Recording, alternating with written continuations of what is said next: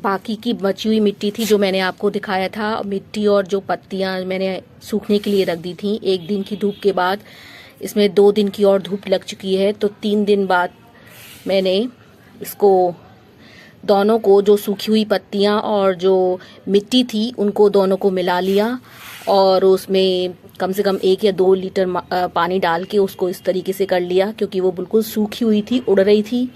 तो इसलिए मैंने इसको इस तरीके से दोनों को मिला लिया और इसमें पानी डाल के उसको इस तरीके से मिक्स कर लिया।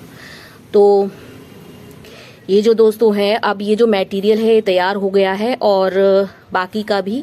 तो जब भी पॉट में ज़रूरत होगी तो हमें इस मिट्टी को सुखाने की भी ज़रूरत नहीं पड़ेगी दोस्तों, और पत्तियों को अलग से इसमें डालने की ज़रूरत नहीं पड़ेगी। पत्तियों की और गोबर की खाद मिली हुई है। अब इसमें बस जब भी हमें मिलाना होगा तो वर्मी कंपोस्ट मिला देंगे इसमें, और कोकोपीट मिला के पौधे के जो पॉट है उसके लिए मिट्टी बाकी और तैयार हो चुकी है।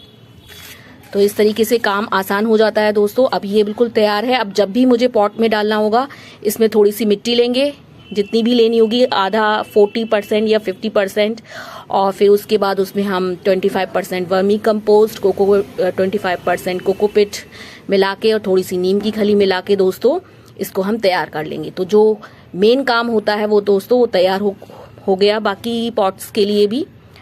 तो आप भी इसी तरीके से तैयार करके रख लीजिए, तो आपको फिर बाद में जब भी पॉट में आपको शिफ्ट करने की ज़रूरत होगी या कुछ भी आपको पॉटिंग मिक्सचर तैयार करने, आपको एक इस तरीके से तैयार मिलेगा। आपको जब भी पौधे में लगाना होगा मिट्टी तो आप फ़ौरन लगा सकते हैं। आपको ये वेट नहीं करना पड़ेगा कि मिट्टी को हमें छानना है, फिर उसे सुखाना है, या फिर दोनों चीज़ों को मिक्स करना है। अब ये दोनों चीज़ें मिक्स हैं। अब जब भी हम करेंगे इसमें रेडी है ये तो। ओके दोस्तों।